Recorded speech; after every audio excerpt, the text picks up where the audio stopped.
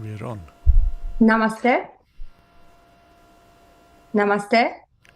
Namaste. Good evening, everyone. Welcome to our continuing series Evenings with Sraddhalu. Namaste. My internet connection is a bit very weak, so please correct me in case there's some words missing. We continue today our exploration in the theme of languages with a particular focus on Sanskrit. And we ask kindly that you ask your questions during the conversation in the chat box on YouTube directly, or you may address your questions at our email ID integralstudies.in@gmail.com. Okay.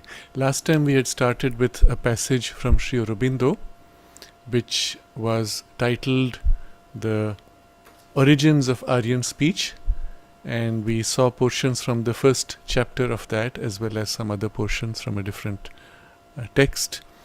We had our first glimpse of what Sanskrit could potentially have done for human understanding of language at a time when Europe was entering its renaissance and had just met Sanskrit, and it could have completely changed the modern philological approach. But Sri Aurobindo describes it as a lost opportunity. What is interesting is, with this introduction, Sri Aurobindo presents to us the reconstruction of the, I will say, new philology or the new science of language. And this does not, while it goes entirely contrary to the approach developed in the West, it does not in any way conflict with what was already present in India, in the Indian tradition, in the science of language as it was in India. It does not conflict with it at all, rather it takes it to a new level. The elements of that were present, and you will see in some of our questions also, implicit to anybody who has studied a little bit of Sanskrit. Certain elementary concepts are already present about the nature of the structure of language. But we need to go much deeper, and to go to that depth, nobody has done this work so far other than Sri Aurobindo. And very likely we could say nobody was competent enough to go as deep as Sri Aurobindo. And this is what we will be exploring next. We will begin with a couple of questions.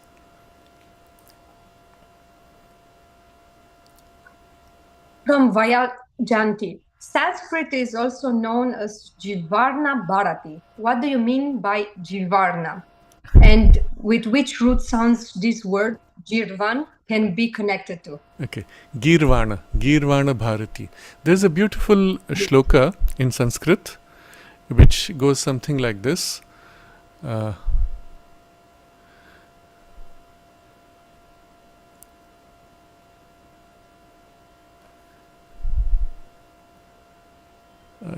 missed the beginning of the phrase.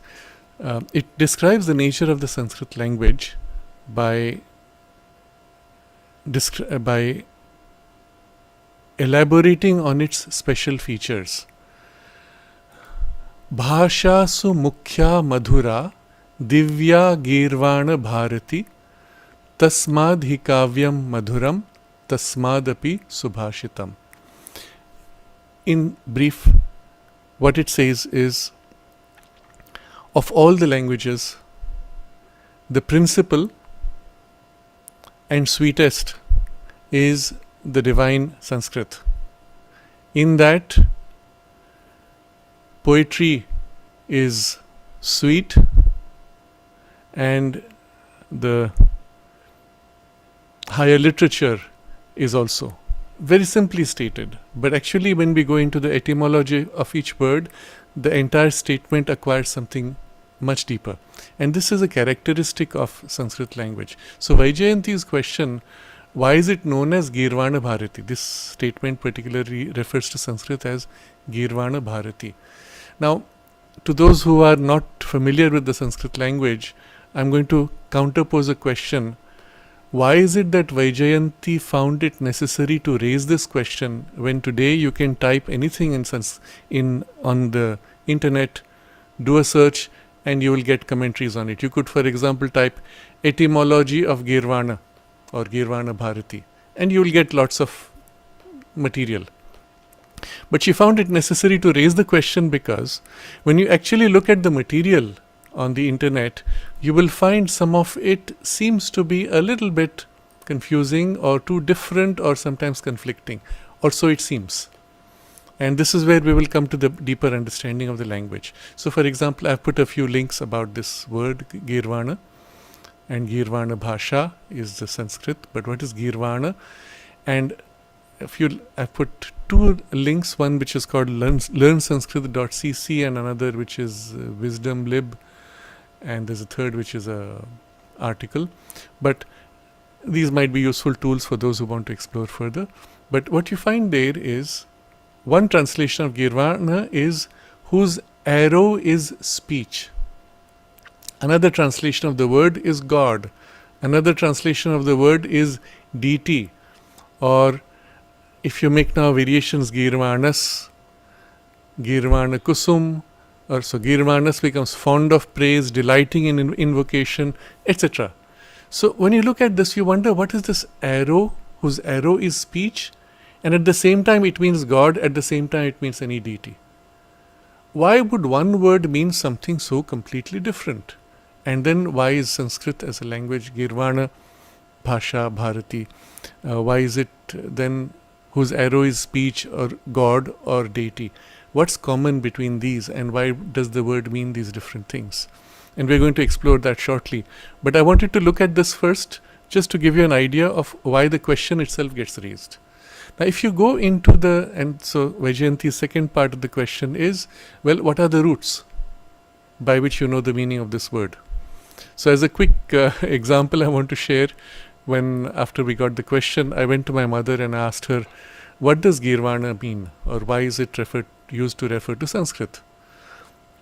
And you'll see how somebody with the Sanskrit background goes. She said, Girvana means Girvana, and she repeated the words a few times, and then suddenly the meaning popped up, and she said, this is the meaning. Interesting. The nature of the Sanskrit language is, and it goes back to almost all of the ancient languages, you can decompose a word into what are called root sounds. Those root sounds as if have a common meaning across words. They represent as if some seed ideas or seed experiences shared by many words in which that experience or that idea is common. So if you find the word Gi, for example, from Girvana, Gi would be speech, Vana would be arrow or weapon, or generally a forceful expression, almost like a weapon. Gi with Vana would be described as desiring, and Nah, the Nah represents deity or divinity in this case. Now, you find these root sounds common across multiple words. And the beauty of this is, if you have heard or known several words in Sanskrit which have similar sounds, automatically in your subliminal consciousness, the underlying root sense of these meanings is, so to say, organized. When you hear a new word and you dwell on this gi, gir, and it calls back all the words with that meaning, your mind, your consciousness automatically shifts to a deeper level and catches something which is an intuitive, common character of all those terms. And you catch that, and suddenly in this context with those other words or those other roots combined, oh, it's obviously meaning this, or at least this is the direction of the meaning. It's interesting. And we will see Sri Aurobindo describes in the text we will read today 3 or 4 layers through which language drifts in the way this kind of a connection is made with meanings. So I'm taking this Girvana for this purpose to show also the roots. Gi obviously comes from the speech. Vana has this sense of arrow, weapon, forceful projection. So speech which forcefully projects, communicates. But there is also this sense of divinity, because this is how also divine consciousness expresses, manifests, moves into self-expression in rhythmic sound or creative energy. So all these variations of meaning which you will find in the dictionary on the internet merge into a single experiential movement, and there we get we catch the sense of Girvana, and then of course the Girvana Bhasha or Girvana Bharati language would be Sanskrit, or it is used to an epithet for Sanskrit. So I'm starting with this. We look at the next question, where also this question comes.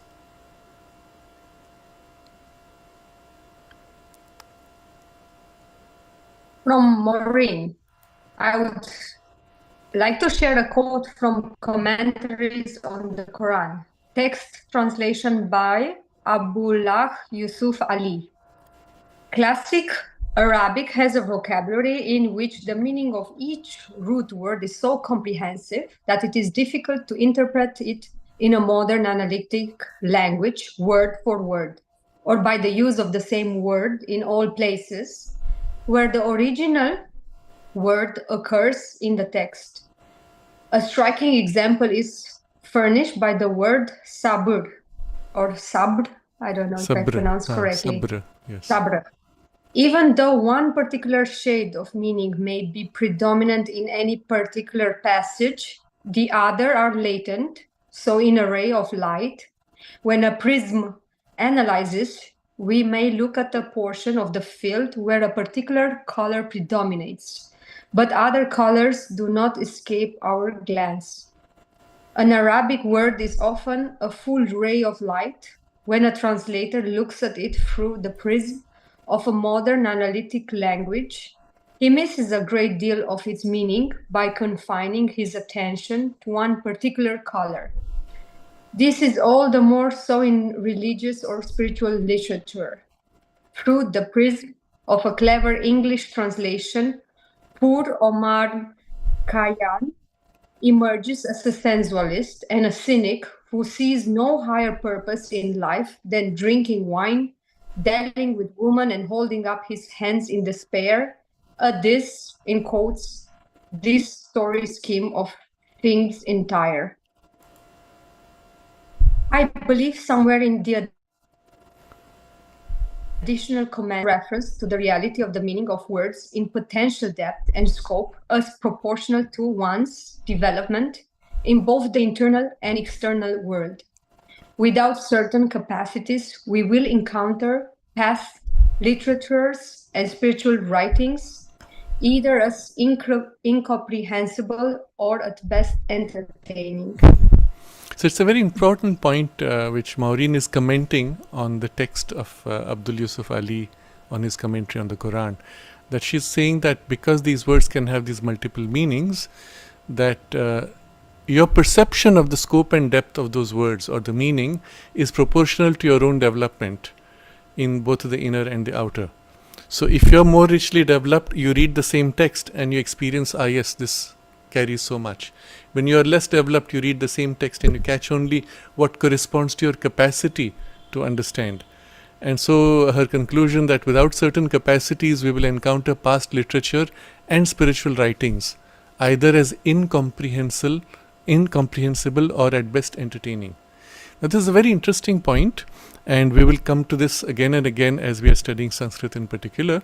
But going back to the text of Abdul Yusuf Ali, where he says classical Arabic has this vocabulary in which a meaning of each root word is so comprehensive that it is difficult to interpret in a modern analytic language word for word. Of course, this is exactly the problem we face in Sanskrit. We do face the same problem also to some extent in Latin or in Greek, because these also have strong root senses. But unfortunately, only scholars who go deep enough into these languages actually meet these root sounds, root words, and their rich meaning. When it comes to the casual reader, you either go with what it means to you at this moment, even if, as I said, subliminally, there's an automatic organization of the sense of the root sounds.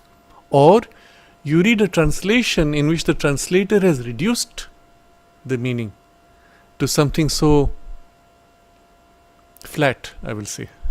it loses its multi-dimensionality. I believe it is the same problem with translation from Chinese and Japanese also, where the script has a strong pictorial content. An image is conveying something, and implicit to the mental word meaning are the associations that come with that image. Sometimes the image has been reduced or simplified to such a degree that the link to the original image has been forgotten, and yet there is a shape. And the shape retains something of that original image when you know that word for its original meaning.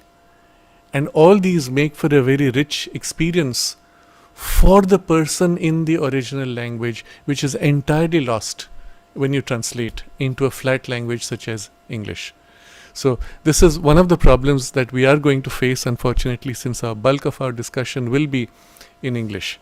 But we will try, and because Sri Aurobindo had to do this in his commentary, we will try and draw upon examples and see how we can actually evoke the deeper sense of these roots as we read something. But just in passing, because the text had reference to the word sabra, I looked up the word on the internet, and there is a reference to the sabra meaning endurance, perseverance, persistence, to detain, refrain, withhold, withstand, to be steadfast, to be resolute and unwavering. Now, in the English language, these are all different words with distinct shades of meaning. But immediately it's obvious there is a common element to it all. Hold firm, persist, push forward, stand back against assault, against opposition. Now, you'll find all these words basically describe the same thing, but with a particular shade and nuance, which is much more mentalized. Could you hold the whole thing in a single meaning? And so in the commentary I was reading, it says, it is a word of many facets, encompassing the word patience and most of its synonyms, but the root is rather surprising. Sabr is derived from the word sabar, which is the name of an aloe vera plant shoot that grows in the desert. Now, I'm going to come to whether this is true or not, we will see later. But the moment you look at the aloe vera plant in the dry climate, in the desert, of course it has medicinal properties, etc.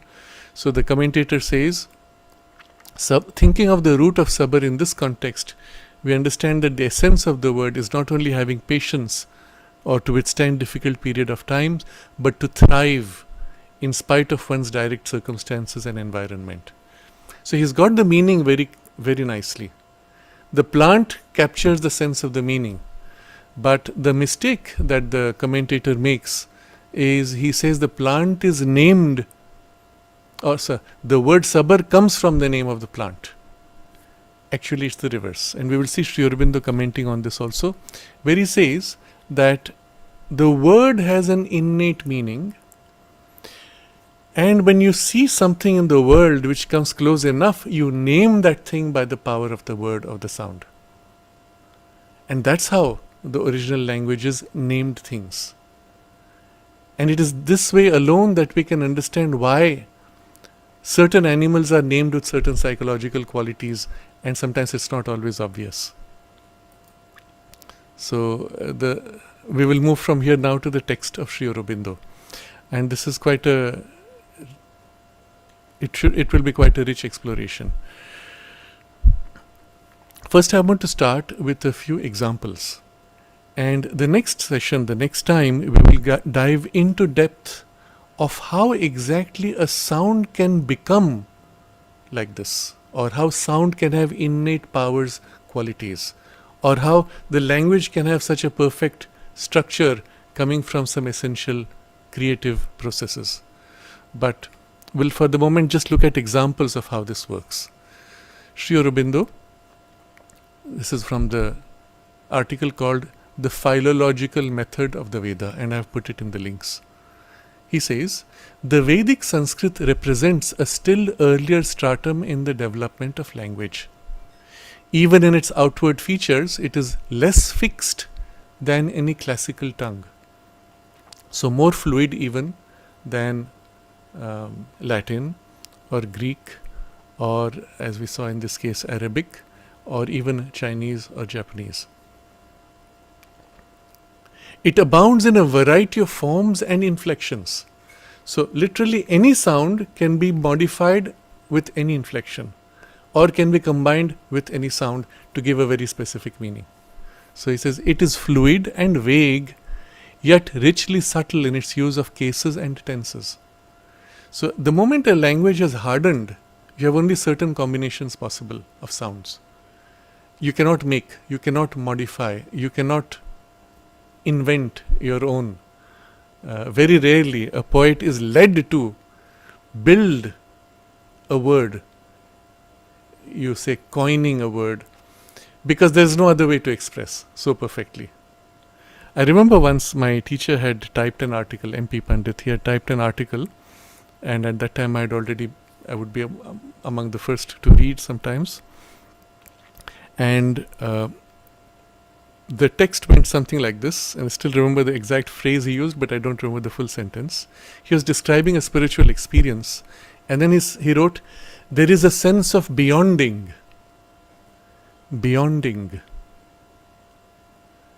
And when it came from the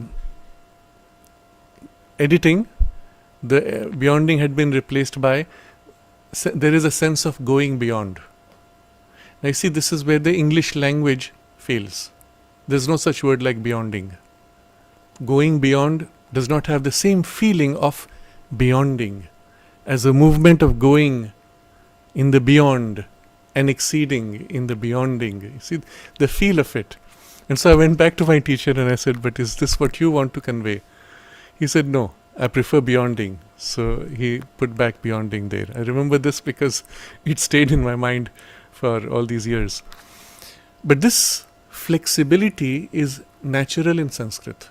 You can actually take any word and make any variant on it, and it will still hold, especially as you go back to the earlier stages of Sanskrit. So Sri Aurobindo makes a distinction between the Vedic Sanskrit and the modern Sanskrit, where already there has been a hardening. If you go to the Vedic Sanskrit, this kind of fluidity is rampant. And so people who are used to the modern Sanskrit read that word and say, oh, what does it mean? But if they stopped and felt the movement of the sound, they would get it. And then it has a nuance which does not exist in the current vocabulary of modern Sanskrit, even though modern Sanskrit maintains some flexibility in this way. So, and on its psychological side, it has not yet crystallized, is not entirely hardened into the rigid forms of intellectual precision. So intellectual precision means this word has this precise meaning, that word has that precise meaning. Can you give me a word which has a meaning which is in between these two? No, a word like that doesn't exist. So you need to construct a sentence which says something with this and with that and something in between.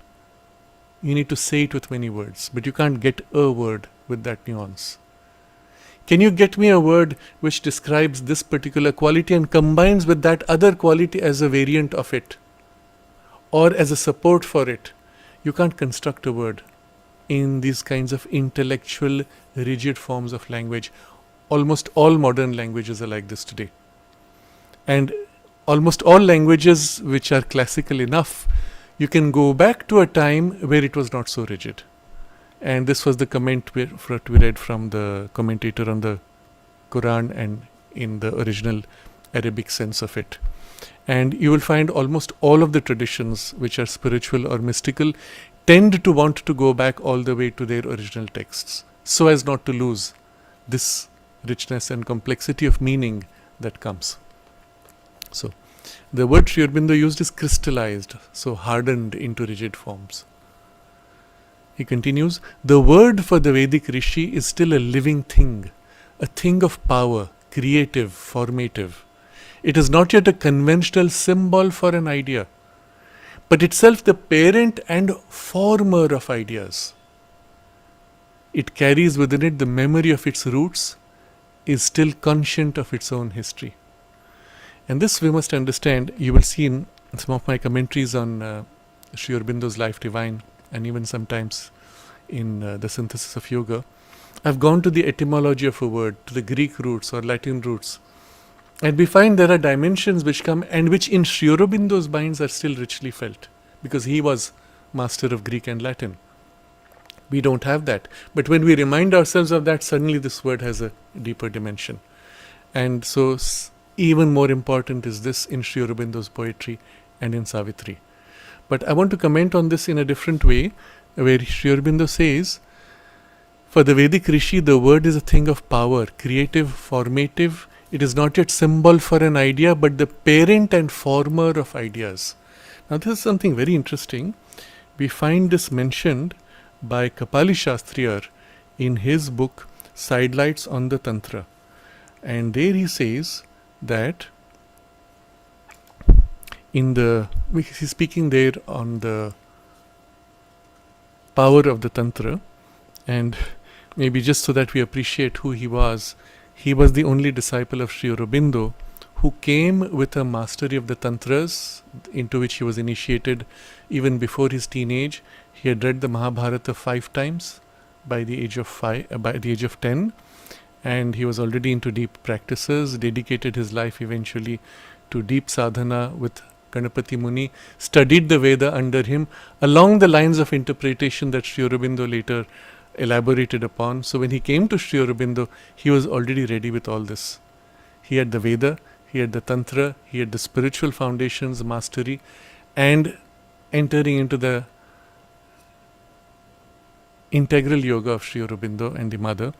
So when he writes on the Tantra, what is fascinating is he is able to present the approach, knowledge, and the technology of the Tantra in its terms, but then contextualize it in the framework of the integral yoga.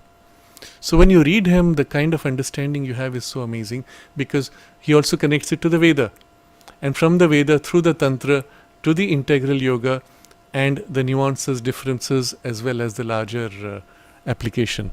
So here there's a text from which I'm reading from an article of his called The Vak of the Veda and the Throb of the Tantra, where he says that among the good people, the sadhus of the world, it is said that speech follows the meaning. But then, he says,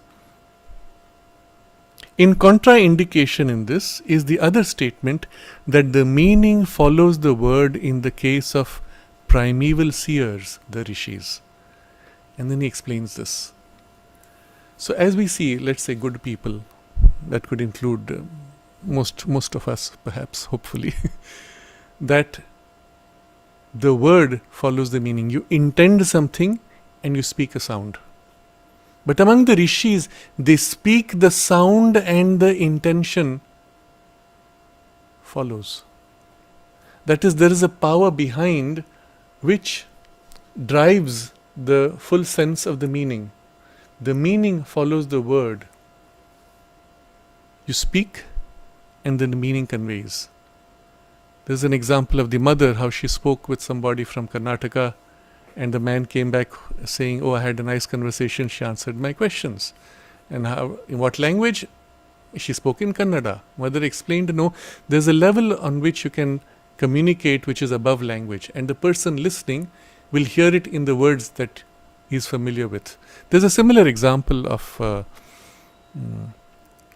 Raman Maharshi's life also, where one of the disciples came with his servant. The servant came later and spoke to him in a language which Maharshi was not known to have,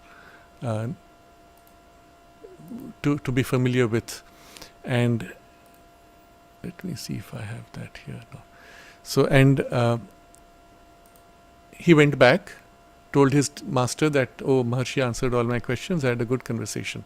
So his master goes back, how did you know this language? Maharshi says, "I don't know this language, but you spoke to my servant and explained everything." He said, "I did not open my mouth even once." So the transmission was on a level which literally conveyed the full meaning, and the verbalization of meaning was secondary to the speech, which was in this case through silence. In the mother's case, she spoke words, but it was received by the person in the language which he was familiar with. So here we see something very different, that there is a power behind implicit which conveys. And so the sound, the word, is the parent and the former of the ideas. Unlike our current language, where the word is the result of an idea. So I want to say something, and it converts the idea into the familiar words with association, which you can look up in a dictionary.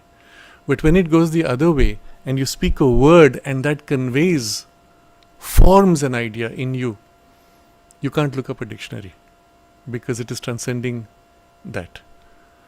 And it carries within it the memory of its roots. So as you speak, the full sense and even a cluster of meanings associated with the roots, they can come through.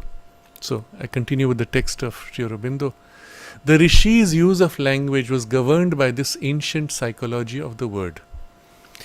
Sri Aurobindo now gives examples. When in English we use the word wolf or cow, we mean by it simply the animal designated. We are not conscious of any reason why we should use this particular sound for the idea except the immemorial custom of the language. So I remember in school at probably the age of 6 or 7, there was a fish tank in the classroom, and there was this girl who came who was new to the school, and she was not familiar with French, obviously, because that was one of the medium languages. So she knew a few words. She points to this fish and says, "What is this in French? Qu'est-ce que c'est ça?" And then the teacher answers, "Ça c'est un poisson. This is a fish." And she says, "Oh." Now why do I remember this? Because when I saw this scene, it looked ridiculous to me. The question asked is so profound. What is this? And the teacher puts a word, a label attached to it. You could have used any word. You could have put any sound to attach to it. It would have taught you nothing at all, because it's just a sound arbitrarily associated. You call it fish, you call it poisson, you call it meenam. What does it matter? Isn't it? And so the girl, oh, okay, as if she has understood, and that was to me ridiculous. She has understood nothing. She has just learnt a word association which is arbitrary. So this is what Sri Aurobindo is referring to. It's the custom of the language. And we cannot use it for any other purpose or sense except by an artificial device or style. This is modern language. Now we go back to the Veda. But for the Vedic Rishi, wolf is vrika. So for the Vedic Rishi, vrika meant the terror.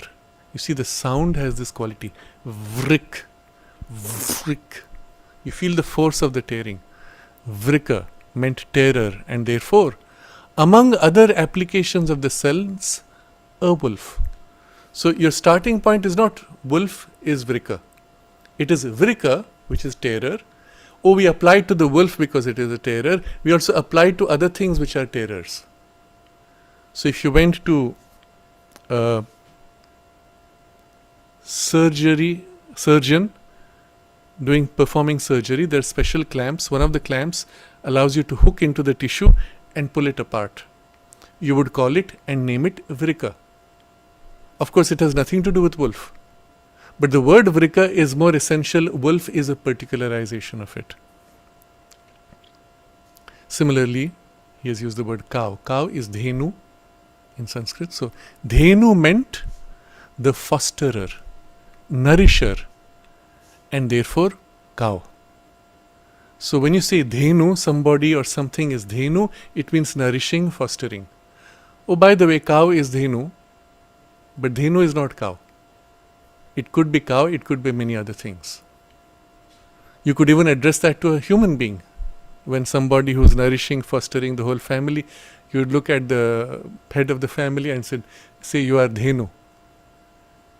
And to the modern mind, you will tell the person, hey, you are a cow. It looks almost like an insult. But when you hold the sense of dhenu, and now you go to the root dhe and nu, and allow the sense of the root to percolate, you are dhenu. You are nourisher, fosterer, bringing multiplicity, abundance into life and sharing with people. You are dhenu. Interesting. You see how the meaning of the word changes. And the problem with this is, how do you translate? If you translate at the level of dhenu being cow, then you have just pointed to someone and said you are cow. Doesn't fit. There is this very romantic description which is of a woman walking, I think it is from Kalidasa, a woman walking, swaying her hips like an elephant. When you translate it into English, it sounds ridiculous. It's almost insulting. But when you read it in the Sanskrit, because the word there, gaja, has a very different quality. Ja is, so gati, pace or speed. Ja is going with a certain pace or rhythm. So gaja is this rhythmic walk, rhythmic movement, which would perfectly describe, in this case, the romantic description of a woman walking away. She's walking seductively swaying her hips. But when you translate, because of the modern mindset, gaja, you'll say, swaying like an elephant's hips. Sounds crazy. So, we come back to Sri Aurobindo. But the original and general sense predominates. The derived and particular is secondary. Therefore, it is possible for the fashioner of the hymn to use these common words with great pliability, sometimes putting forward the image of the wolf or the cow, sometimes using it to color the more general sense. So you're describing a certain psychological experience, and into that the word cow or wolf comes. You're coloring an experience which has nothing to do with wolves or cows. Sometimes keeping it merely as a conventional figure for the psychological conception on which his mind was dwelling.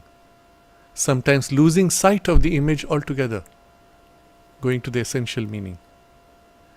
It is in the light of this psychology of the old language that we have to understand the peculiar figures of Vedic symbolism as handled by the rishis, even to the most apparently common and concrete. It is so that words like ghritam, the clarified butter or ghee, soma, the sacred wine, and a host of others are used. So, literally, when you read the Veda, you have to shift your mind to that level of meaning of the root sound combinations which form the words. Literally, you are forced to shift to a different grade of thought and conception. And we'll come to this idea again shortly. Sri Aurobindo gives another example, because he is talking to the English speaking, so you have to take examples from the English language also. Moreover, the partitions made by the thought between different senses of the same word were much less separative than in modern speech. So you take a word, it has this meaning, you take another word, it has that meaning, but you might have the same word having two different meanings. How do you do that? And of course, in the English language, you would play on that word to give a double meaning. But that's rare. Very few words have multiple meanings in this mentalized, specialized, rigidized language. So he gives an example. In English, fleet, meaning a number of ships, and fleet, meaning swift, are two different words. When we use fleet in the first sense, we do not think of the swiftness of the ship's motion. Nor when we use it in the second, that is in the meaning of swiftness, do we recall the image of ships gliding rapidly over the ocean. But this was precisely what was apt to occur in the Vedic use of language. So in Vedic use of language, if you use the word fleet, you would have simultaneously both. You would see the swiftly moving ships, but the swiftness would be predominant, and the ships would rather be the means of representing that sense of swiftness. This is what happens in the way now the language has to construct this power or this capacity of association by creating images. And so we have this figure of speech that we use to describe when you combine an image with a sense of word. So you will say, the ship plowed through the waters. The moment you say plowed, you have brought another object, mapped it to the ship, and a plow is digging with sharpness against hard resistant ground, breaks the earth. Now when you bring plowed to the ship as a quality, then you are as if viewing the water as a huge resistant mass, and the ship is cutting through with force and breaking apart the water. That's the sense you have created. But for this you needed to combine two different words. and use a particular form or figure of speech. And this is the only way you can bring that sense which was innate to the Veda. So now Sri Aurobindo gives an example from the Vedic Sanskrit. Bhaga, meaning enjoyment, and bhaga, meaning share, were for the Vedic mind not different words, but one word which had developed two different uses. Bhaga. See, where have you heard that name? If you've heard it in most of the modern Indian languages, this still remains, the root remains, and the word Bhagavan. You've heard the word Bhagavan probably. And how do you translate it? God. No, it's not God. It is the divine enjoyer or the divine sharer, or actually both, the divine who enjoys in sharing. But because modern English language has only one word, God, so you have reduced Bhaga to God. There is a text which has been named as Sri Aurobindo Upanishad, where as part of the text he speaks of Brahman, he speaks of Bhagavan, he speaks of, I don't remember now, the 4 different terms he has used. And the person who has translated, although he was a Sanskrit scholar, has translated all 4 things into God. Just flattened the whole meaning. You've lost the whole joy of and the deeper sense of that text. Do not trust translations. Unfortunately, most translators do not have this deeper sense of the words and the sense of the vibrational power of the words.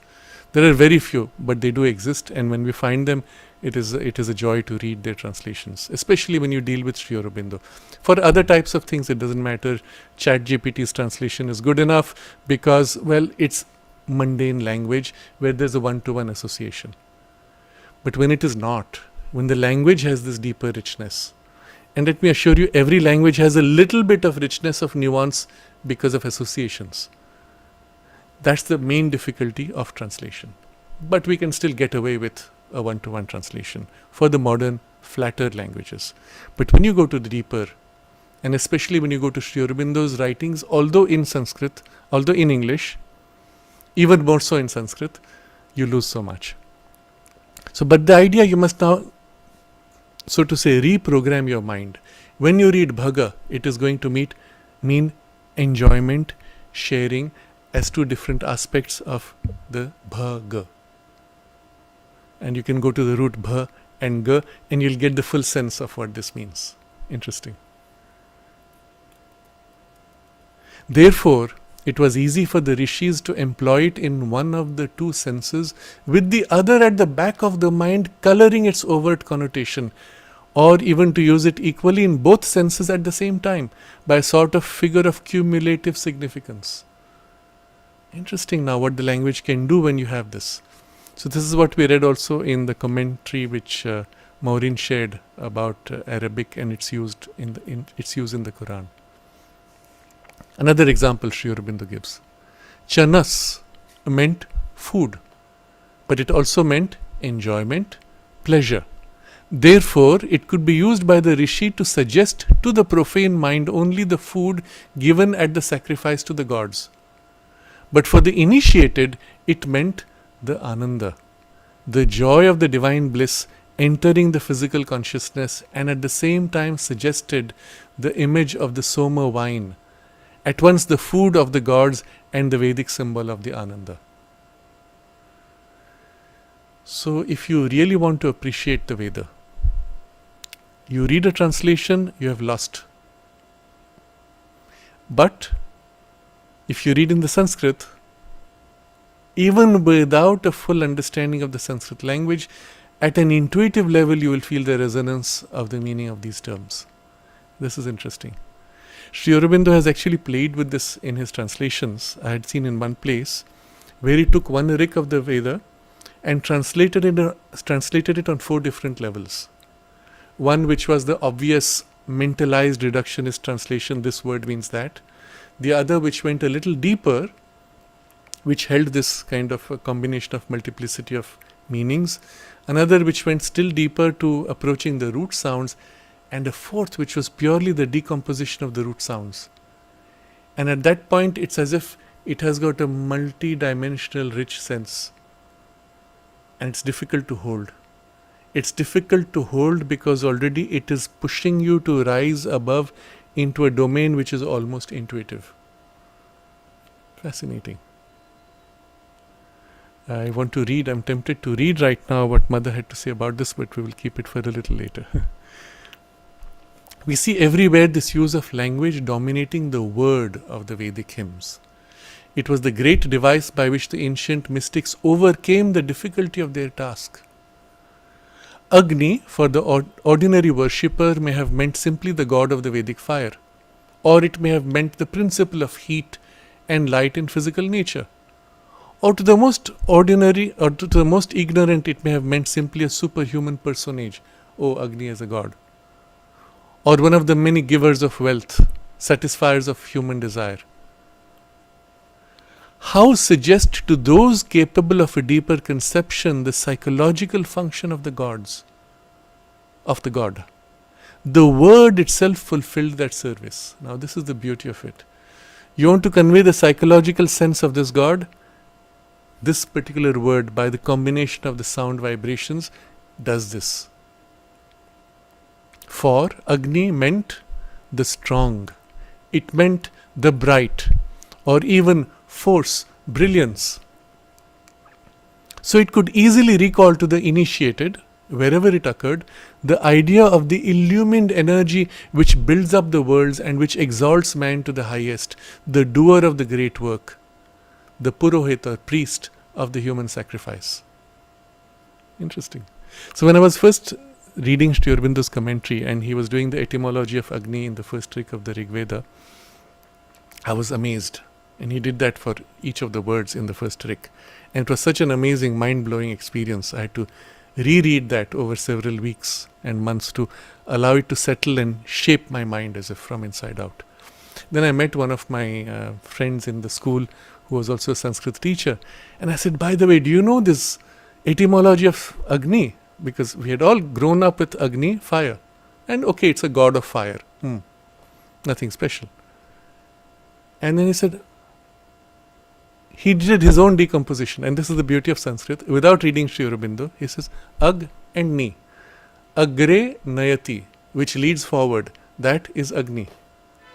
Just like that, he took the Ag in a reductionist form, Ni in a reductionist form with associated sense of the words, combined it, that which leads you forward.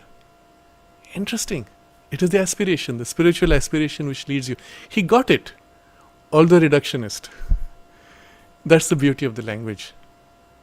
So, you do not need to necessarily become a master in Sanskrit to be able to appreciate this. Some of this you have already perhaps experienced if you are not primarily in the English language, but know at least one of the older classical languages that goes back to some kind of root structure. And there you already have something of this, so you can appreciate what we are reading from Sri Aurobindo.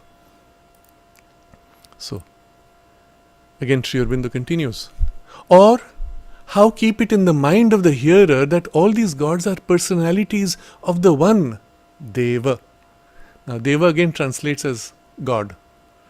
But if you go to the root, Div, luminosity, light being, or divine originating light, one universal Deva. The names of the gods in their very meaning recall that they are only epithets, significant names, descriptions, not personal appellations. Mitra is the Deva as the Lord of love and harmony. So today the word Mitra translates as friend. You see how it has got reduced into a mental limited meaning. But its original sense, and you go back to the root. Lord of love and harmony. Varuna as the all-pervading vastness and purity of the divine, supporting and perfecting the world. The existent is one, says the Rishi Dirghatamas, but the sages express it variously. They say Indra, Varuna, Mitra, Agni. They call it Agni, Yama, Matarishwan. So Sri Aurobindo's point is, those who were initiated in those days, they didn't need to hear this statement. It was obvious, it was known, it was innate. So he says the names of the gods carried to him their own significance, and he recalled the great fundamental truth which remained with him always. So in the later years, Sri Aurobindo explains how this very thing, nature of the language, which was used by the rishis to preserve the higher knowledge, worked against the preservation of the higher knowledge, because language changed and the use of language changed. So we come to this now. But in the later ages, the very device used by the rishis turned against the preservation of the knowledge. For language changed its character, rejected its earlier pliability, shed off old familiar senses. The word contracted and shrank into its outer and concrete significance. You see, it's like a fruit that dries up. The juice is gone and you have a shriveled outer casing. And that's how the word becomes. The ambrosial wine of the Ananda was forgotten in the physical offering. The image of the clarified butter recalled only the gross libation to mythological deities, lords of the fire and the cloud and the storm blast, godheads void of any but a material energy and an external luster. The letter lived on when the spirit was forgotten.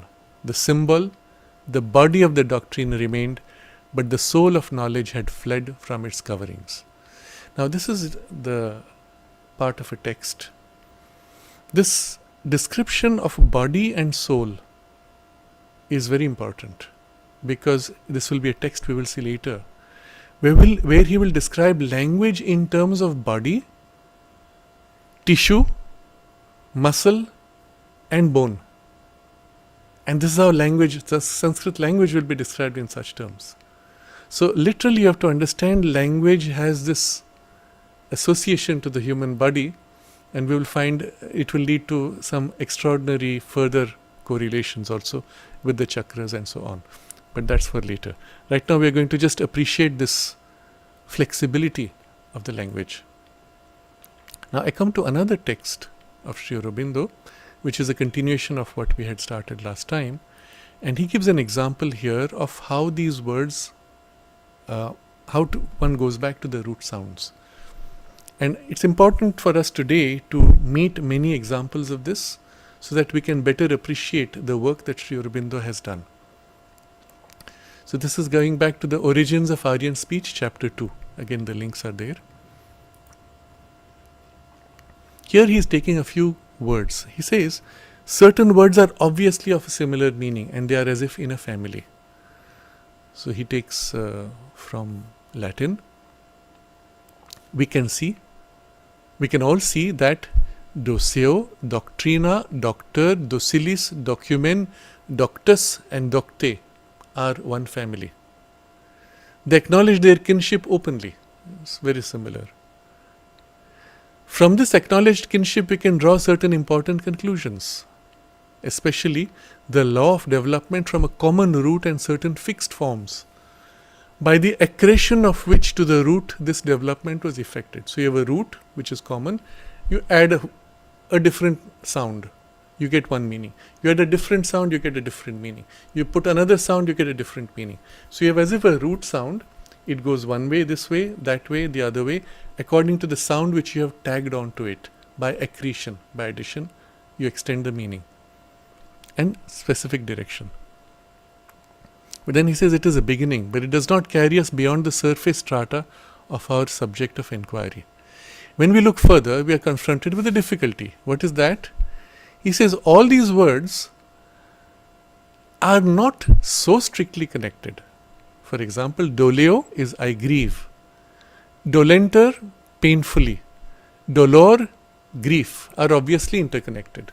But dolus, which is fraud, dolosus, deceitful, dolose, deceitfully. I have nothing to do with pain, grief, or grieving. Right? And then the third lot is dolo, I hew, cut or break. Dolabra and axe are also interconnected. But now we have three groups. And although we saw they came from a common root, the three groups do not connect among each other. What's the connection between grief or deceit or cutting. Nothing obvious. But already at this point, if you become very quiet and feel intuitively, you can say, yes, there is a connection, but I can't quite articulate it rationally. Notice this. Tap this natural process deep within you and allow this to come forward and reveal the underlying principle or truth in which these three things unite. If you stay at the mental formation of mind, thought, language, there is no connection between grief, between deceit, and between cutting.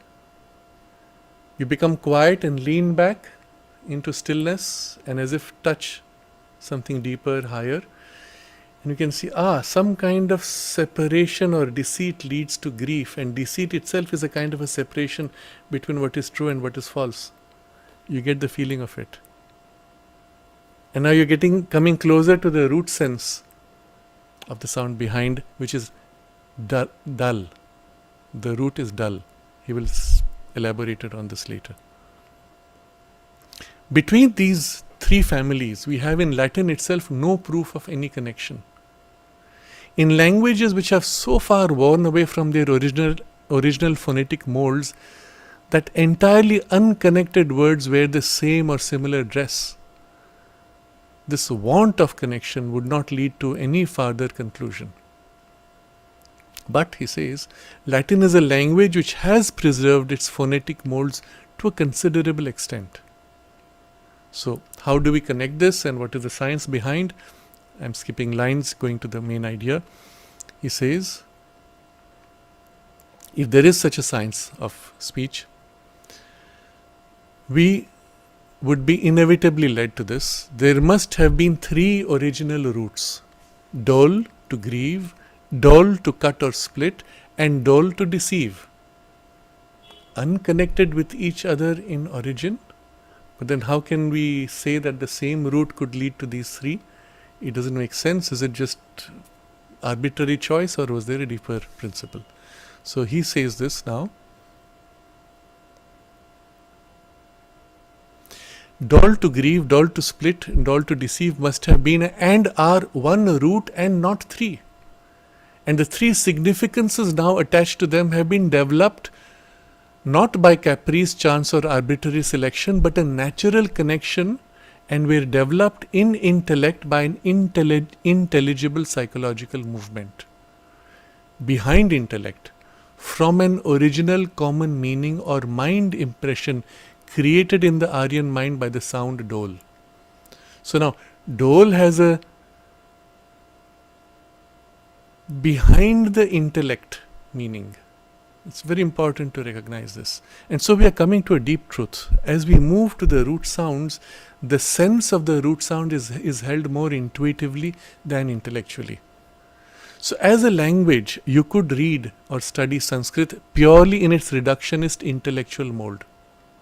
And it would be good. It would prepare you for this. But you could also, and you should, attempt to go behind into the root sound behind words.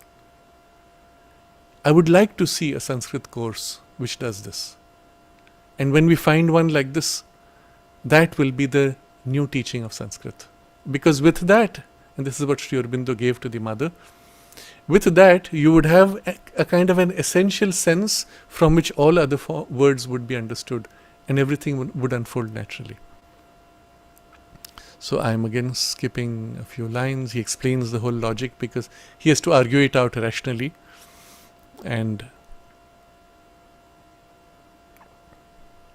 he says a sound like dol cannot be alone. There are variants to this sound also.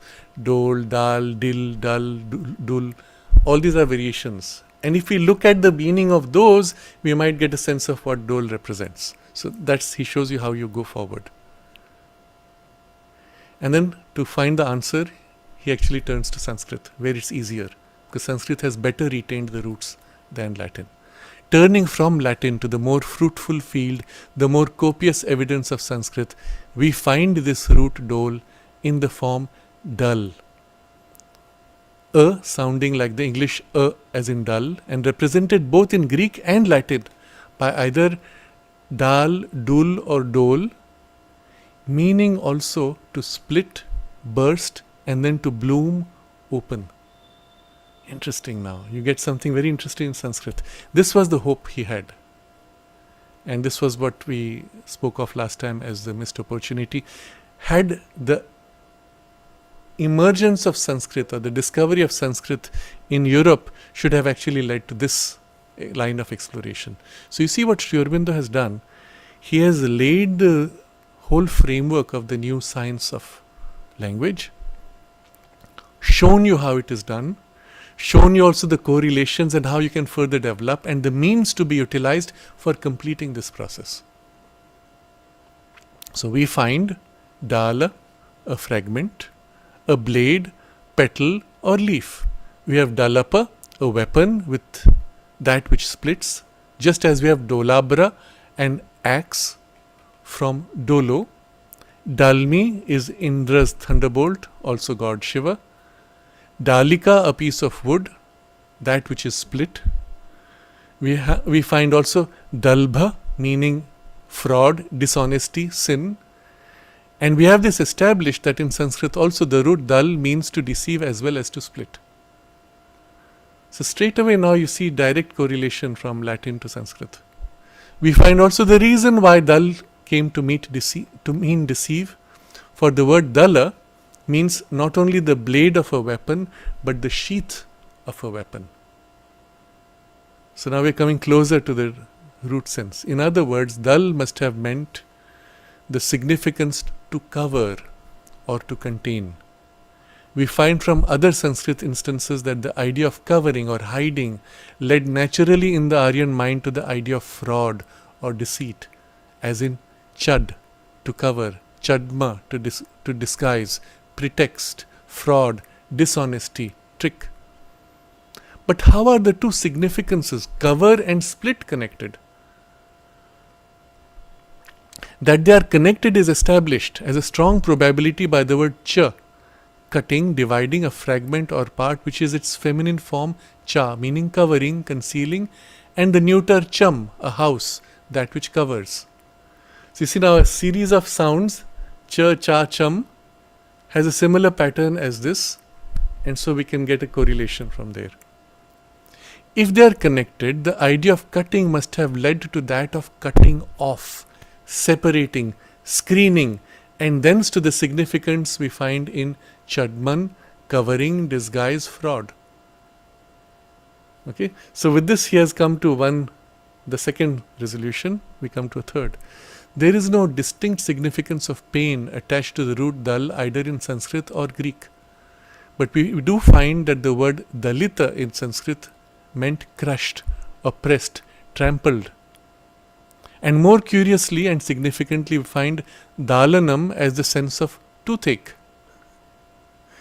It is easy to see how the idea of cutting, tearing, rending must have led easily to the first sense of a special kind, to the sense first of a special kind of pain, and then by detrition of force to that of pain generally.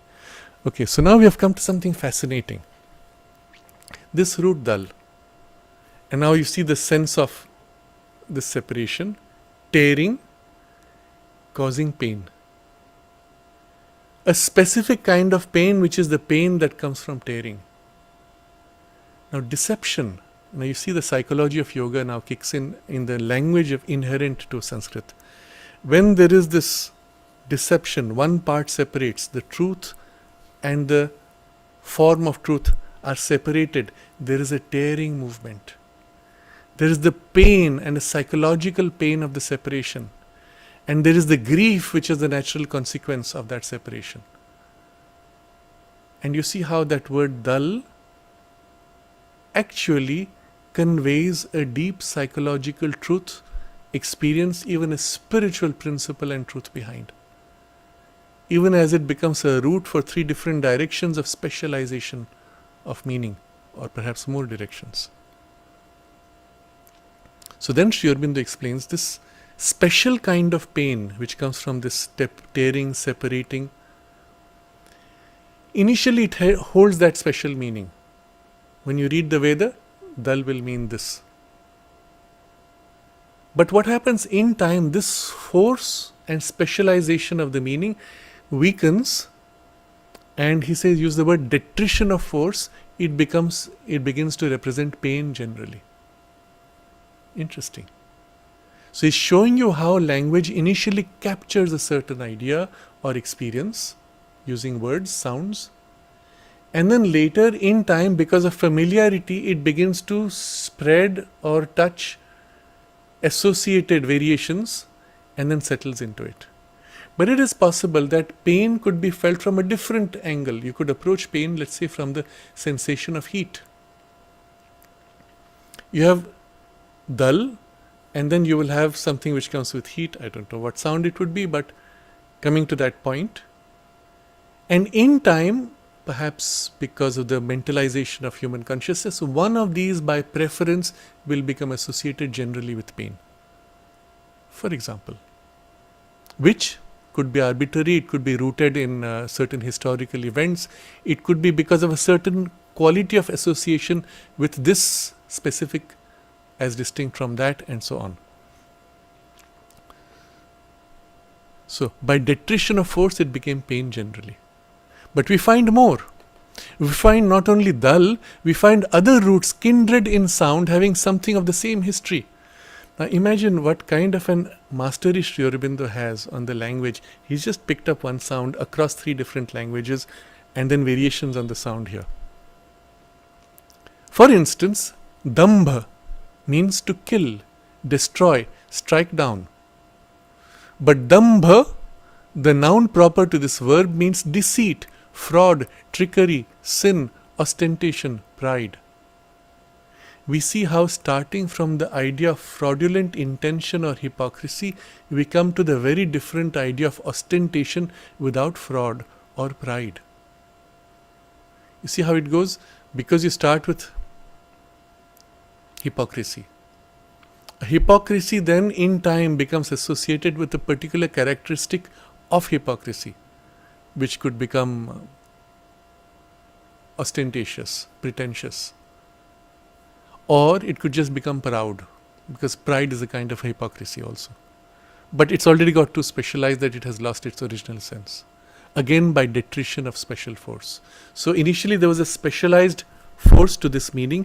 That force weakening, the meaning now generalizes itself. Then, I'm going into some detail just so that you don't have to understand or learn Sanskrit. Get the feel of the sound and you see how it relates and how this root sense of sound comes. We find dambha and dambholi meaning like dalmi, Indra's thunderbolt, and dambha means also like dalmi, the god Shiva. It is impossible to avoid the conclusion that to the Aryan mind, dambha and dalmi were words so closely akin that they carried easily the same impressions to the mind and the same significance to the intellect. Now we have to ask ourselves, but then there has to be something more essential, right? But what is then common to these two roots? It is the sound the, which must therefore, by my theory, have had a guna or mind impression, guna means quality, which naturally adhered in common to the two roots dal and dambh. So he is going now to a still more essential grade, the sound the. In the second step of my theory, Sri Aurobindo writes, therefore, that not only must the 3 dal families be one family, not only must one root sound have been originally one root meaning, but all kindred root sounds must also be of one family and have proceeded from the simple sound consisting of consonant and vowel, d and the, and there would be another di and du perhaps, which is common to all of them, and the quality, guna, or natural mind impression belonging to that simple sound must have been the basis not only of the intellectual significances common to its progeny, but of those even which vary most from each other. Now just to complete the text, the is the simple root sound, the primary root. Dal, dambh, dab, dash, dah, daksh, damsh, das, dums, dag, dung, dand, dad, dad, dan, dam, daya. Roots which we find or can trace in Sanskrit are its derivative, secondary or tertiary root sounds.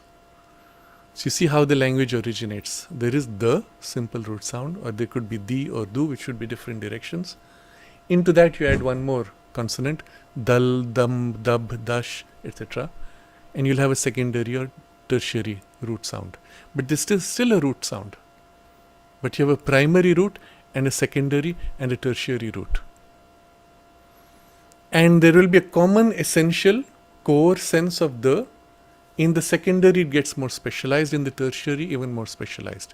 And then you'll have combinations of roots to make for even more specialized sense. Try to feel this, try to hold this within you and let the sense of it settle. This is literally the most natural and true language one could ever have, and it would be the same anywhere in the universe because of the essential quality of the sound itself. Roots, okay. The simple sound contains in itself the seed significance which it imparts to its descendants. So you have literally a family like children, grandchildren. Whether sons, grandsons or remote progeny.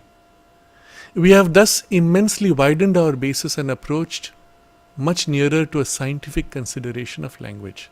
So he goes on, I will not go into this further. He gives examples of this with the root dal, how we have to split, to burst, to open, to cut, tear, crush, destroy, cheat. All these come from dal. We find the same sense or kindred sense as hurting, as in dolor, doleo, etc. In dab, deceit, cheat, in its Vedic derivatives, dabdhi, hurt, dabha, fraud, etc. And other derivatives now where you have now secondary and tertiary forms. I'll just read a few so you get the sense of it. We find them in dam, to crush, afflict, and so to subdue, overpower, tame, conquer, restrain. And its derivatives, dhamma, dhammaka, dhammathu, dhammana, dhamin, dhammya, danta. The last, danta, containing a lengthening of the vowel to which we shall have occasion to return. So what happens now if you take the and make it da? What's the relation between these two? We also find in dhamma, dhammathu, dhammana, dhammya the kindred sense of punishment. And we find in the Vedic sense of dhamma the significance house. You will see this in Latin, domus. Domus, the house of God. So, dhamma. As in Latin, domus, Greek, domos, I don't know, domos.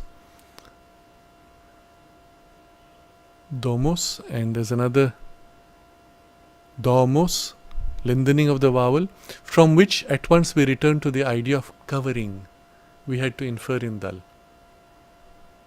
All these are evidently kindred roots belonging to the labial variety of the family, dal, so labial, formed, that is to say, by accretion of the sounds p, p, b, b, m, all formed by lips.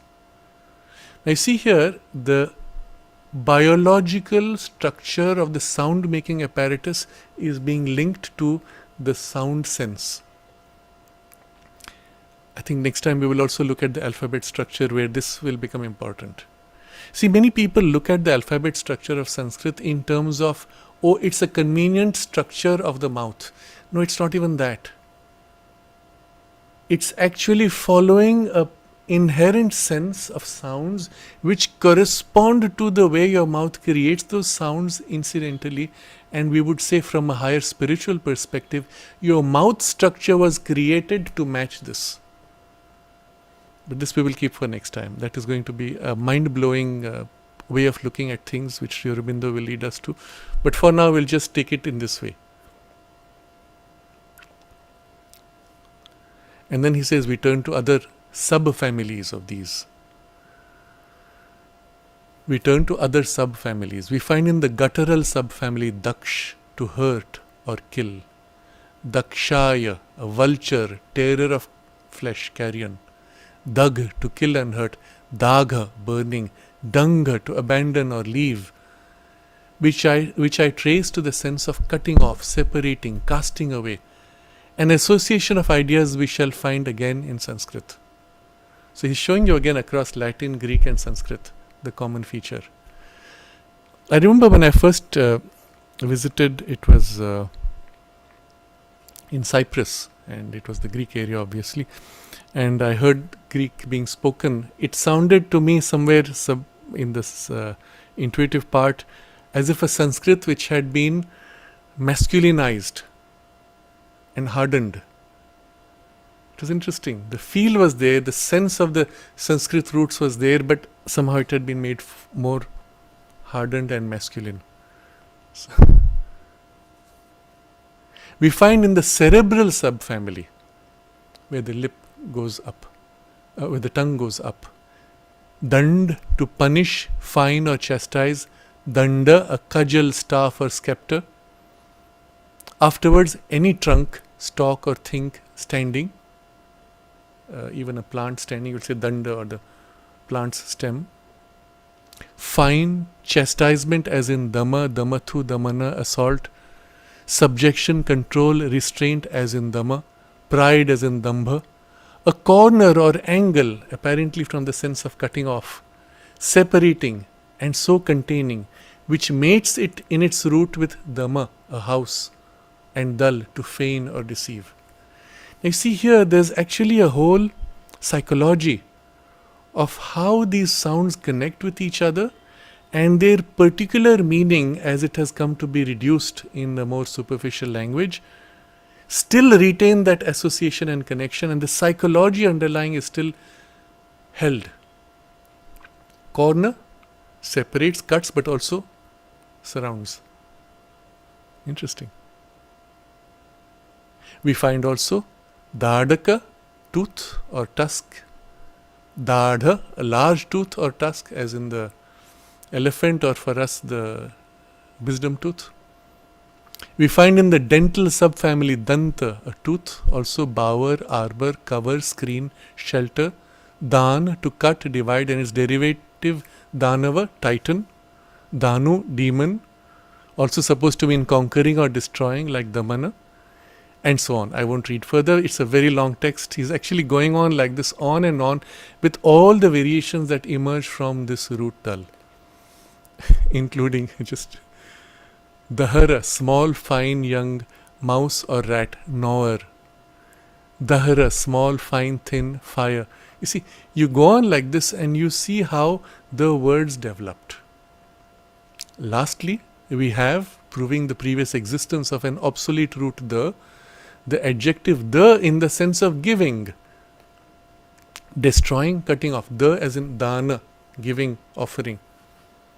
The root the, a gift or donation, and the feminine da in the sense of heat, daha, and of repentance, dolor. The evidence is almost of an oppressive conclusiveness.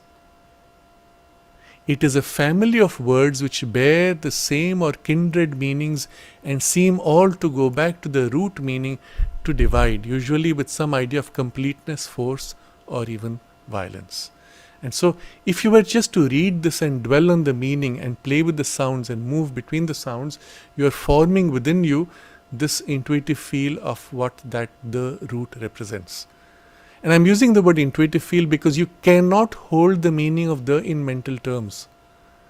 The moment you bring it into mind, it must reduce to a fixed thought idea or form. The moment you go to the essential root, you go out of the mind zone, you go into something different. You see how the language forces you to go intuitivize or hold at a level which is more intuitive than mentalized, as if an essential pure idea, not reduced to mental body covering.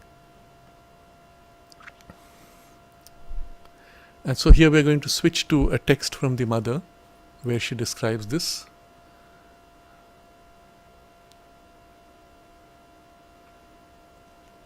Where the mother says,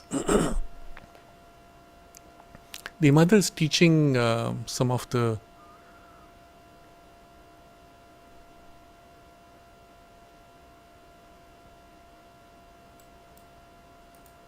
teachers in the ashram, and she says,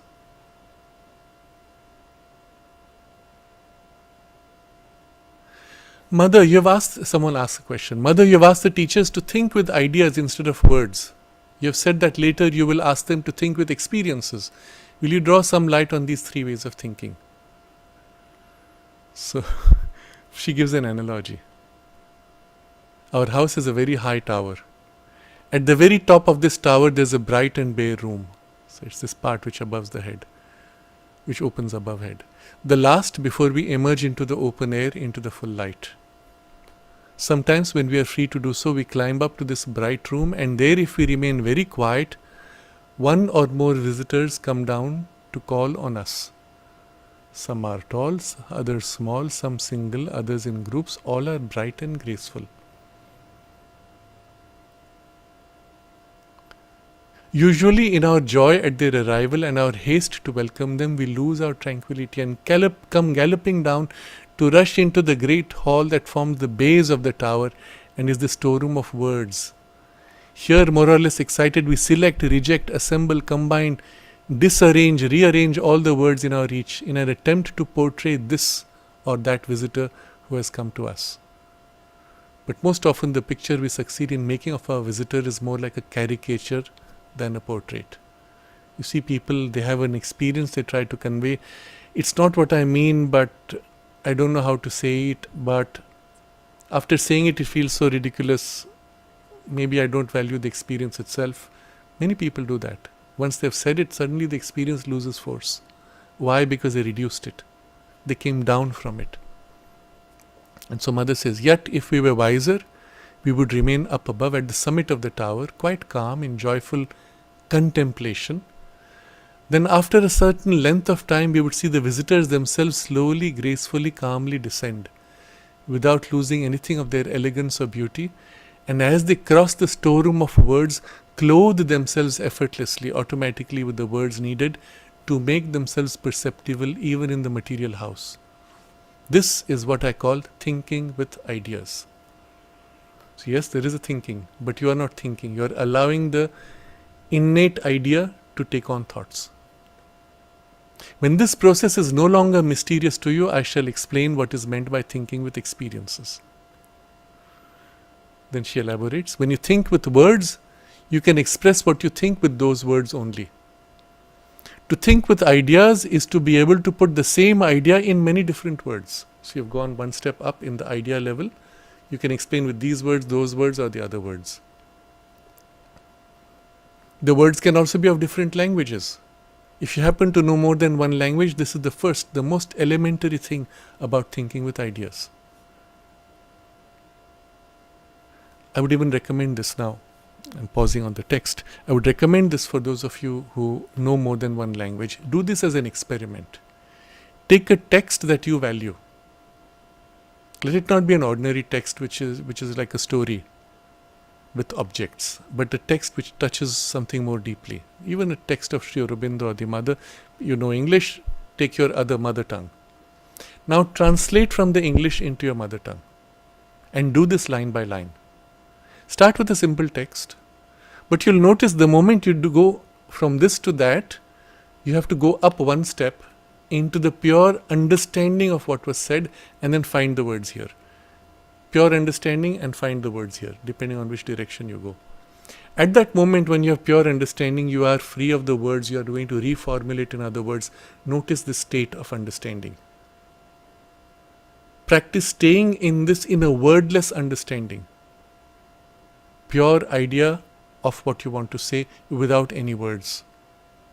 Or you notice how the same idea can flow this way or that way, depending, and if you know a third language, make a translation into that. You notice you have an idea but you don't have a word to express the idea. Or when you slip into the word that is familiar to you, you notice you're losing something of the richness of the idea. And maybe you need to use one or two words to keep the fullness of the idea. Notice, observe, but with this you will grow familiar as an exercise with the ability to stay in idea without words.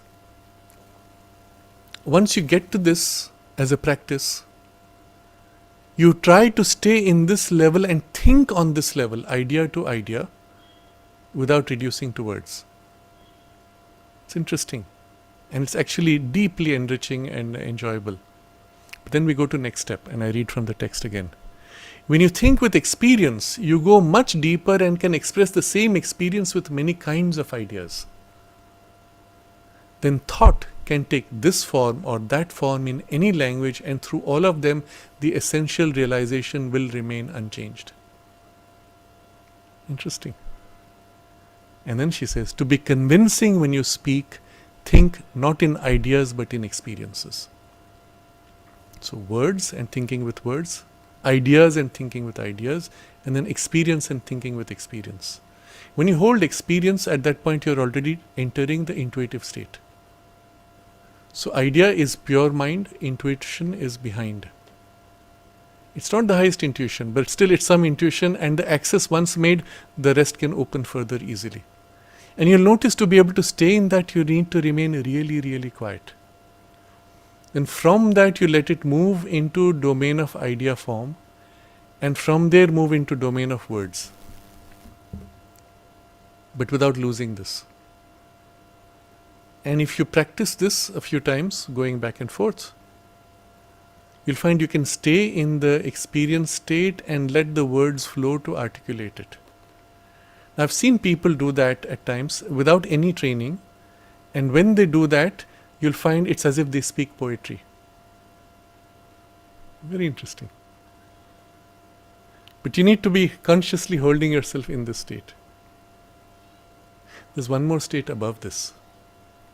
So in the Indian tradition, they speak of it in these terms, that they speak of, I think we mentioned last time, 4 kinds of or gradations of speech, a vak as in pure, not human speech, but as in pure power of expression. The lowest is our common speech, which is formed in the throat, which is vaikhari, in Sanskrit vaikhari. In between is madhyama, which literally means the middle. Higher than that is the pashyanti, the seeing speech, and above that is the,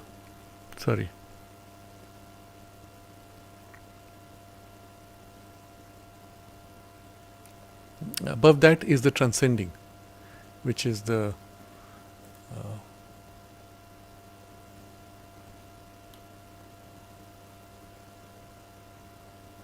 paravak, we say. It's pure, essential, transcending. But when it comes to this stage, which is pashyanti, seeing, it is already in the intuitive consciousness, or its lowest would be the intuitive consciousness. It can go much higher also above. And that is in this state where you hold an experience and you know and you are what you know. Madhyama is this intermediate zone, which is of the vital mental range, where it acquires a certain force of thought, form of thought, emotion, energy, etc., which then translates into the speech which we make through our throat. Now observe how a person who's reading casually, and I'll just take a text.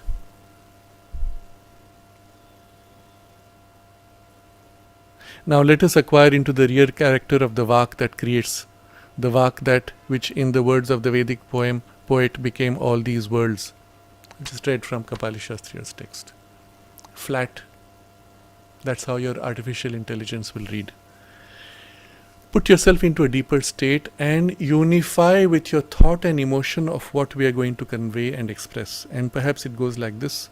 Now, let us inquire into the real character of the vak that creates, the vak which in the words of a Vedic poet becomes all these words, becomes all these worlds. Now see here, there is an experiential content of the emotion and mind understanding and putting appropriate force of understanding which is transmitted in the speech. It is this which makes for the great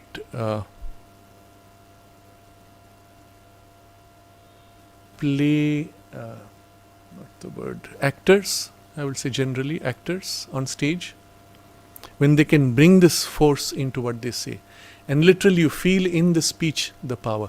One of the great things of one of the famous actors in India, Amitabh Bachchan, had something of this. You saw in terms of appearance, there was nothing special. They're far better looking people. In fact, the first time when he went to get a job, he was insulted saying, I can get somebody for 10 rupees with your looks. What did he have? Of course, we say charisma. But you will see when he speaks, in the words, the punch and force that he brings. Literally, each word is formulated with a power and intention and put out. And that makes for a dramatic shift. And then behind that, there's also charismatic power, but that's a different thing. But he's one person, you can actually notice this. And I've seen this in the more recent cinema. There are very few people who have this. Immediately, someone doesn't come to mind, but you will notice this when you have somebody. But I'm coming to one more important thing here. Behind this is the power of the Pashyanti. When you will speak of this from an experience, you've experienced those worlds. You've experienced that state of deep, vast, massive peace that founds the whole universe. And out of that peace, as if there's a movement, a rhythming, massive, infinite movement. And that rhythming, as it moves, enormous force flows out and takes on forms. That would come from a glimpse of the experience. And then whether you have used these words or those words, or used with these ideas or those ideas, it may not matter too much. Something of the force of that experience will come through. And if you felt that, you caught what the person was trying to convey, for which the words, even ideas, were inadequate. Observe this. Very interesting. And it's like this that often you can make out when a person is speaking from experience or from partial experience or full experience or no experience even. Interesting. So this brings us to the last portion. I think we end Mother's comment on this with this. Immediately now it prepares us for the next step. In the next step that we will be studying next time, Sri Aurobindo actually goes to the root of this. From where do even these root sounds come? Or what makes for their psychological associations? And I will read just 2 lines from one of the texts we will study. He says, "The language of man is not framed on earth but in heaven, as indeed are all things that the soul uses in this mortal journey." Interesting. The threefold energy of eternal truth, manifesting force and sustaining delight. By the threefold energy, everything is created as a type in the world of idea. So he's now going to take us all the way to the very root of creation. And there we will look at this whole concept of what is this essential Vak, which is the Para Vak, the transcending power, which is even behind Pashyanti, behind the seeing, from where as if everything comes. And therefore, when the natural rhythm of language, meaning, sound, vibration, force unfolds and rolls out, it is universal across the universe and across time. And therefore, you will remember what we read last time. It is Shiva's drum beating, which unfolds the rhythm of the grammar of the Sanskrit language, the Shiva Sutras, as well as the Paninian grammar also, which although he creates, it's as if he sees and formulates what he sees, and so on. The idea that the language itself is not of a human creation, it is not an arbitrary association or selection, but an inherent divine truth which is eternal, which is now articulating itself in language, and as it comes down, acquires a body, acquires tissue, acquires muscle and force of muscle, acquires bone and stability and rigidity in the qualities, and the root sounds now form from there. And this is an extraordinary vision which we will explore next time. For now, I'll just take a quick look at the chat box in case there is something which we can immediately respond to.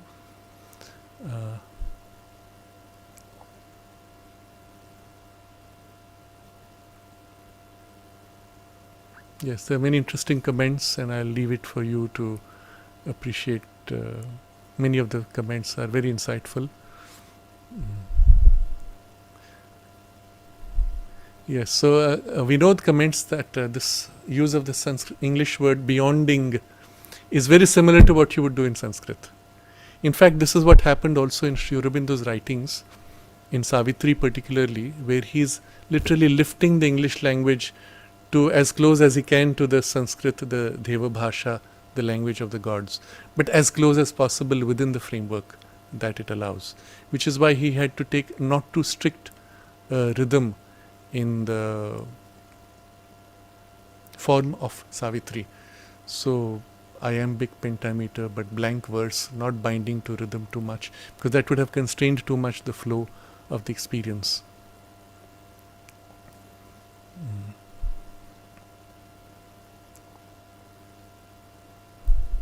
So Bhaskar asks that Sri Aurobindo says that the Vedas are in a language that we have ceased to understand for this reason. Because the way the Vedic rishis held the meaning of the words and the sounds was that much more rich with this multiplicity of the root sense, which today we have reduced to just ordinary words, and then suddenly it makes no sense at all. Or at least some of it doesn't make sense.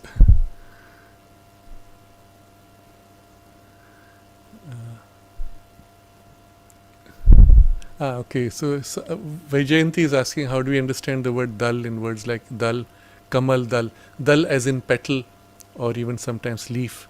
So I had immediately the sense when Sri Aurobindo described this movement of splitting, like stems splitting. So it's like the leaf splits and opens out from the stem, and that's the dal. The opening of a petal or a leaf, separating, splitting. And that's how you get the common utility of the word dal in, I think, Hindi also it will be for petal. Then Riyadh says, this is the first time I understand intuitively what language means. Yes, this is absolutely fascinating. And we imagine if, and this was my great dream, I don't know if I will do it in this lifetime, to actually be able to read the Veda with this mind totally immersed in the root sense of language. And then when you read, you will experience it on multiple levels at the same time. In the Vedic tradition itself, they say that the Veda is simultaneously intended to be understood on 3 levels.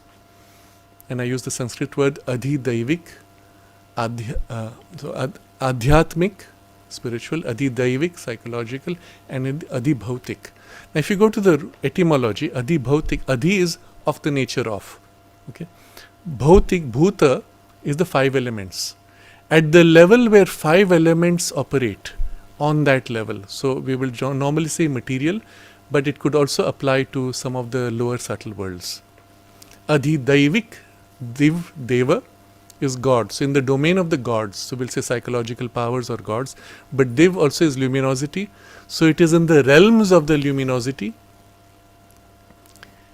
But there's the third, which is the highest, adhyatmik, Atman, of the level of Atman where there is the oneness of the divine consciousness. So the same verse understood at the level of oneness of divine consciousness, at the level of luminosity, but multiplicity of luminosity, divine beings, etc., and then at the level of the 5 elemental states. So it's not even saying material. All those are bad translations. This is how, but you can't translate in this way. People just won't understand unless they have a deeper philosophical or psycho-spiritual background. You can't speak in such a vocabulary. So you say at a divine level, in the level of gods, and at the level of material. No, it's not quite that. They're actually saying something else. But how can a language, how can a verse be true at the same time on all 3 levels? Precisely because the sound force exists on all 3 levels with the same relationship with other sound forces.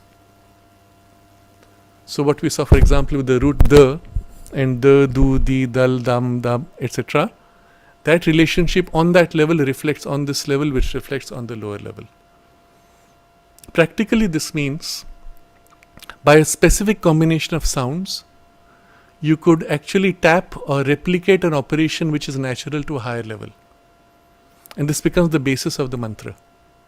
or the power of the mantra, and the innate seed sounds and the bija mantras, the mantras which are called root or seed mantras themselves, which are so often used in the tantric tradition, and how that will link also to the 7 chakras. So all of this will be part of a very interesting exploration.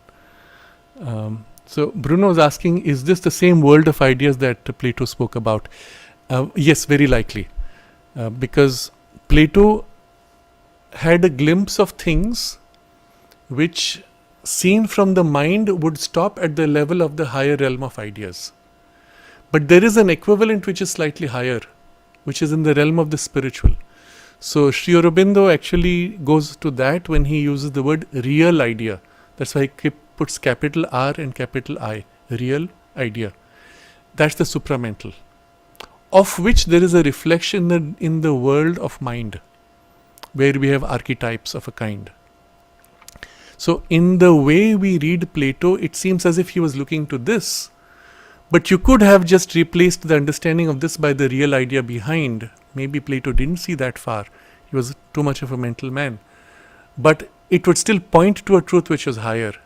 And so that's the problem with many of these old traditions.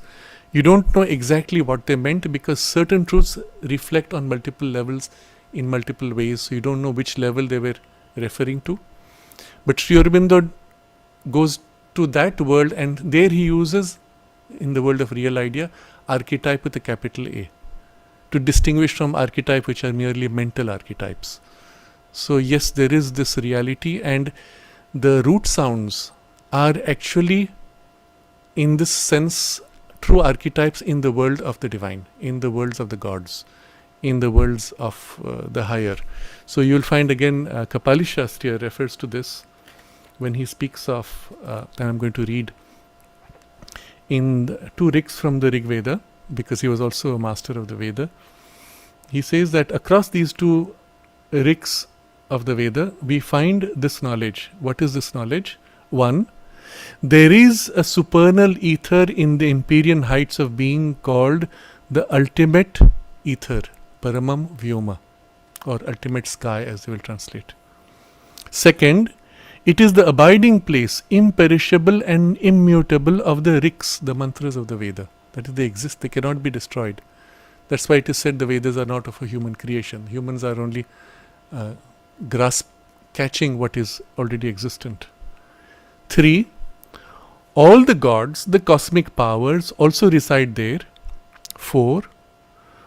What can anyone do with the rik who does not know that, the supreme ether, which is the abode of the riks as well as of the gods? That is to say, the rik has value only when one knows its source, the supreme ether. Now this is being said in the Veda quite overtly. And then 5, there are 4 steps or planes, padani, footsteps or steps taken, from which the speech issues. The 4th step is the human speech, that is the ordinary word, while the other planes are hidden in the secrecy. We just spoke of this right now. And then number 6, the word and the meaning of the mantra, that is the Veda, belongs to the higher planes. And 7, and the last and important statement is that the Veda is referred to by the Rig Vedic seers themselves as the word eternal, Nitya Vak, a phrase the Rishi applies to the mantra in the urge for laudation to Agni. Now, one of the points then Shastriya makes from this is that all the root sounds also are on that domain experienced as deities. And this is part of the knowledge of the tantric tradition. Literally, you go to the root mantras and they are actually deities that you can dwell upon, know, acquire, build a relationship with, embody, and so on. And they become now the vehicles through which things are expressed. So it's a glimpse of what we will discuss in perhaps greater detail next time.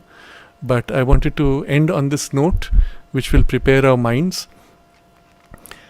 I have set a few links here, which you may want to explore, going more detail into the root sounds. Sri Aurobindo did a study of several root sounds, and in the contents of the volume which is called Essays in Vedic Interpretation. You will find there studies of the root sounds of the Un family, M family, Mul family in Greek, E, K, Ch, J, Jh, T, Th, D, Dh, Dal, which we saw already, but elaborated now into an entire multiple page elaboration, P, M, Mul, Val, S, and each of these families he did a detailed elaboration. I remember at one point when I was young, somebody working in the ashram archives had given a lecture in the ashram school and said, we have, I think he said, 49 notebooks full of the root and word derivations from the roots full. That's Sri Aurobindo did. 49 notebooks full. Imagine the humongous work that he did, and it was to justify, give evidence for this, which he calls his theory. Of course, it's not a theory. It's a direct perception of what is true. But he did all this to justify and to demonstrate. So at that point, already the collected works were out. I went to the person and said, but why isn't this published? He said, oh, it's nothing special. He just copied from some etymology dictionary. No, he did not. He did this, or even for argument's sake, if you say portions of it were copied, which is not the case, because we can see there, even now in the new edition, they say many of these seem to have been copied from Apte's dictionary. No, it's not, because they mention there many of the orders have been changed. Why did Sri Aurobindo change the order? He was not merely copying a dictionary. He could have said page so and so of that dictionary. He is actually correcting the errors of the dictionary, if at all he has followed that as a reference. He is constructing. It is work he has done. It is his work. It needs to be recognized for what it is. I do not know how much of those 49 notebooks have been printed, simply because the self-appointed editors are hostile to Sri Aurobindo and do not appreciate his real work. And I'm using this word hostile because the same person, one of his colleagues, when I meant, said, why don't you just print everything that he has written? Oh, we pick that which we think is relevant. So I said, why don't you just print everything? He said, why should we? It's much of it is repetitive. And I said, but it's because it's inspired. So the man told me, how do you know it is inspired? This is somebody who has put himself in a position of editor. He says, how do you know it is inspired? I said, it's evident when you read. So the man went, aha, that is your subjective interpretation. I was so shocked. I was so disturbed. These are the people who have taken upon themselves to decide what to print, how to print, what to edit out, and what to change even, where they cannot understand something. And this man, I can assure you, his own English is not better than a high school boy's. He never studied beyond. I once wrote a very complex structure, and for whatever reason he wanted to correct it, he couldn't understand that basic complex structure. He was that dumb.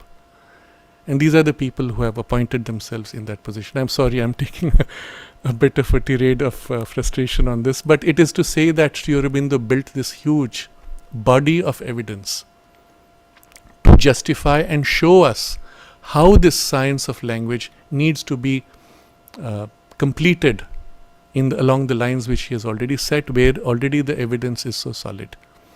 And so we have to be very grateful to Sri Aurobindo for this work, because it is a knowledge which belonged to a very ancient time of the Veda, which was completely lost to humanity. There is nobody alive other than Sri Aurobindo, at least in recent times that we know, who had the ability, first of all, to go all the way back to the root sounds and from there reconstruct the whole thing, and with the knowledge of the existing ancient classical languages of the world, to be able to compose and bring together the evidence of the links across these languages. That's why I took a little time on the root and the dal root, so that you get an idea of how deep Sri Aurobindo has gone in the study. And imagine pages and pages of this study going to 49 notebooks. And that's all that survives, at least. So we have to be enormously grateful. But most of all, he is teaching us how to shift in our understanding and in our power of thought to these higher levels, and live there, think from there, and act from there. And this is part of our spiritual work to be done, for which this kind of a study will help us to appreciate the nature of reality, but also to be able to build upon and develop the finer nuances of this power of expression that is the Vak, the power of the word and speech, which is the divine speech. So let's take a moment to recall and internalize all that we read. For those of you who are interested, do read further and explore these root sounds, allow them to soak in. But even otherwise, appreciate what is really happening in the expression of language.